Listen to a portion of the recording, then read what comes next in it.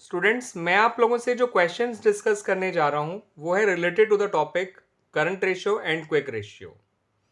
And जिस book से मैं ये टॉपिक आप लोगों से डिस्कस करने जा रहा हूँ उस बुक का नाम है टी.एस. ग्रेवाल।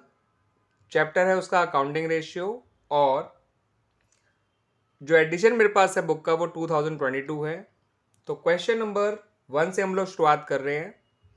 क्वेश्चन नंबर 1 की इंफॉर्मेशन कुछ इस तरह से है कि आपको ट्रेड रिसीवेबल दे रखे हैं 3,60,000, प्रीपेड एक्सपेंसेस दे रखे हैं 80,000, कैश एंड कैश इक्विवेलेंट्स दे रखे हैं 1,00,000, मार्केटेबल सिक्योरिटीज दे रखा है 1,00,000, लैंड बिल्डिंग दे रखा है 1,00,000, bill payable 40,000, sundry creditors 2,00,000, debentures 8,00,000, inventories 1,60,000 और एक्सपेंसेस पेबल भी 1,60,000।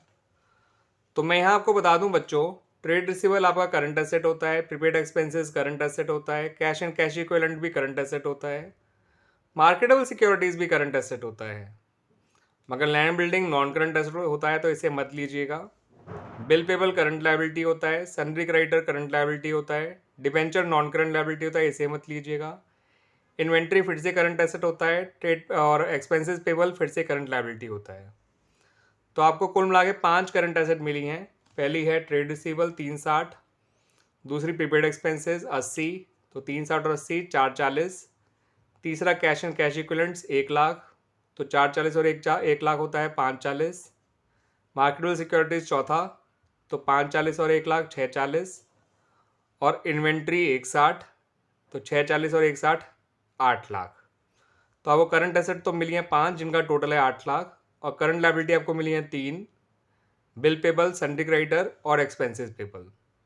160 और 240, 40 और 2,00,000 240 और 160 4,00,000। तो आपका करंट एसेट्स तो आया 8,00,000, करंट लायबिलिटीज आया 4,00,000। तो करंट रेशियो आपसे निकालने को कहा गया था, तो जिसका फॉर्मूला होता है current asset upon current liabilities, यानी 8,00,000 अपॉन 4,00,000 यानी 2:1। ठीक है बच्चों, बहुत ही सिंपल सा क्वेश्चन था। बस आपको इस क्वेश्चन में करंट एसेट्स और करंट लायबिलिटीज पहचाननी थी। लैंड बिल्डिंग को इसलिए इग्नोर किया गया क्योंकि वो नॉन करंट एसेट है। डिबेंचर को इसलिए इग्नोर किया गया क्योंकि वो नॉन करंट लायबिलिटी है। उसके अलावा आपको 5 करंट एसेट्स दे रखी थी और 3 करंट लायबिलिटीज। पांचों करंट एसेट को जोड़ा तो जोड़कर आया 8,00,000, और तीनों करंट लायबिलिटीज को जोड़ा तो जोड़कर आया 4,00,000, और रेशियो आ गया 2:1। बात करते हैं बच्चों क्वेश्चन नंबर 2 की। तो यहाँ आपको टोटल एसेट दे रखे हैं 20,00,000, फिक्स टेंजिबल एसेट दे रखे हैं 10,00,000, शेयर होल्डर फंड दे रखा है 12,80,000, नॉन करंट लायबिलिटी दे रखा है 5,20,000, नॉन करंट इन्वेस्टमेंट है 6,00,000, और आपसे कहा गया है करंट रेशियो निकालिए। तो मैं बता दूं बच्चों, करंट रेशियो के लिए चाहिए होता है करंट एसेट और करंट लायबिलिटीज। आपको दोनों में से कुछ नहीं दे रखा। तो टोटल एसेट जो आपके दे रखे होते हैं, इसमें से अगर आप शेयर होल्डर फंड और नॉन करंट लायबिलिटी को हटा देंगे तो आपकी पक्का करंट लायबिलिटी आ जाएंगी। तो 20,00,000 में से 12,80 और 5,20 इन दोनों को जोड़ेंगे तो 18,00,000 आता है। 20,00,000 में से 18,00,000 माइनस करेंगे तो आपका करंट लायबिलिटी आ जाएगा 2,00,000। सही है बच्चों। और टोटल एसेट में से अगर आप अपनी नॉन करंट एसेट हटा देंगे तो आपका करंट एसेट आ जाएगा। अब नॉन करंट एसेट के नाम पे क्या है वो मैं बता दूं आपको। नॉन करंट एसेट के नाम पे एक तो फिक्स टेंजिबल एसेट दे रखी हैं, और दूसरा आपको नॉन करंट इन्वेस्टमेंट दे रखी हैं। फिक्स टेंजिबल एसेट है 10,00,000, नॉन करंट इन्वेस्टमेंट है 6,00,000 यानी 16,00,000। तो आपका नॉन करंट एसेट 16,00,000 है, टोटल एसेट 20,00,000 है, तो उससे करंट एसेट आ जाएगा 4,00,000। करंट एसेट आ गया 4,00,000, करंट लायबिलिटी आ गया 2,00,000, और करंट रेशियो आ गया 2:1। ये देख लीजिए बच्चों, करंट एसेट आपका total assets minus fix tangible asset minus non current assets. ये नॉन करंट एसेट लिखा है वैसे, but this is non current investment, क्योंकि नॉन करंट एसेट के अंदर तो फिक्स टेंजिबल एसेट और नॉन करंट इन्वेस्टमेंट दोनों आते हैं।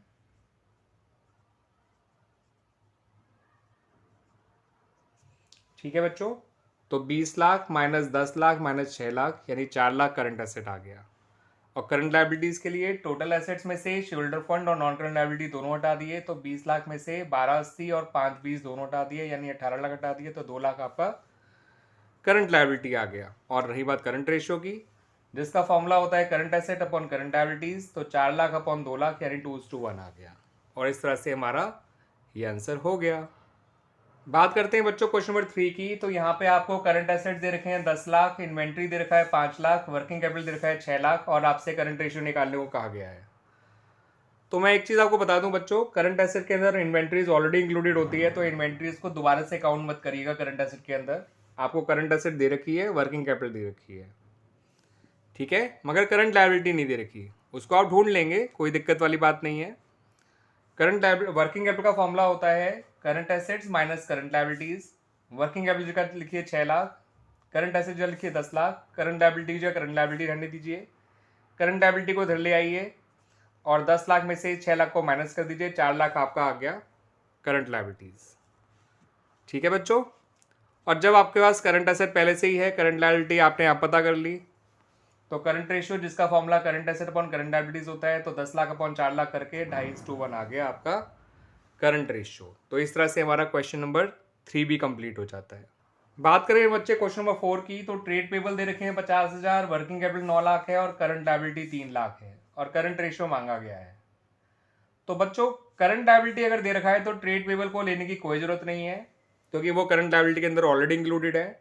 मगर करंट एसेट नहीं दे रखा, वो कोई बात नहीं, हम वर्किंग कैपिटल का फॉर्मूला यूज कर लेंगे, उससे हमारा करंट एसेट आ जाएगा।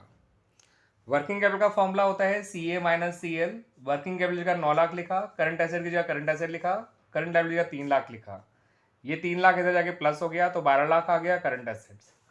अब हमें करंट एसेट्स और करंट लायबिलिटीज दोनों पता है, तो हम करंट रेशियो निकाल ही लेंगे। Current asset upon current liability करके हमारा करंट रेशियो आता है, यानी 12 लाख अपॉन 3 लाख यानी कि 4:1। तो इस तरह से हमारा बच्चों क्वेश्चन नंबर 4 भी कंप्लीट हो गया। बात करें बच्चों क्वेश्चन नंबर 5 की, तो यहाँ पर आपको वर्किंग कैपिटल दे रखा है, टोटल डेट्स दे रखा है, नॉन करंट लायबिलिटी दे रखा है और आपसे कहा गया करंट रेशियो निकालिए, ठीक है बच्चों। तो करंट रेशियो के लिए तुम्हें करंट एसेट और करंट लायबिलिटी चाहिए, दोनों में से कुछ नहीं दे रखा। तो मैं आपको बता दूं, टोटल डेट्स में से अगर आप अपनी नॉन करंट लायबिलिटी हटाएंगे तो आपको अपनी करंट लायबिलिटी मिल जाएगी, यानी 27 लाख में से 24 लाख हटाएंगे तो 3 लाख, तो आपकी करंट लायबिलिटी वैसे ही आ गई। अब करंट लायबिलिटी पता है, वर्किंग कैपिटल पता है, तो करंट एसेट आ ही जाएगा। आप जानते हैं बच्चों, वर्किंग कैपिटल का फॉर्मूला आप जानते हैं, working capital equal to current asset minus current liabilities, यानी 6 lakh is equal to current asset minus 3 lakh. ये 3 लाख इधर चला जाएगा, 9 लाख आपका करंट एसेट आ गया। अब आपके पास करंट एसेट भी है और करंट लायबिलिटीज भी है। करंट लायबिलिटी मैंने वैसे कैसे निकाला, टोटल डेट्स में से नॉन करंट लायबिलिटी हटा के 27 में 24 हटाया, 3 लाख आ गया था, ठीक है ना। फिर उसको मैंने करंट लायबिलिटी को वर्किंग कैपिटल के फॉर्मूले में यूज़ किया, उससे करंट एसेट आ गया था 9 लाख। अब रही बात करंट रेशियो की, तो current asset upon current liabilities यानी 9 लाख अपॉन 3 लाख यानी 3:1। क्लियर बच्चों। तो इस तरह से हमारा क्वेश्चन नंबर 1 to 5 कंप्लीट।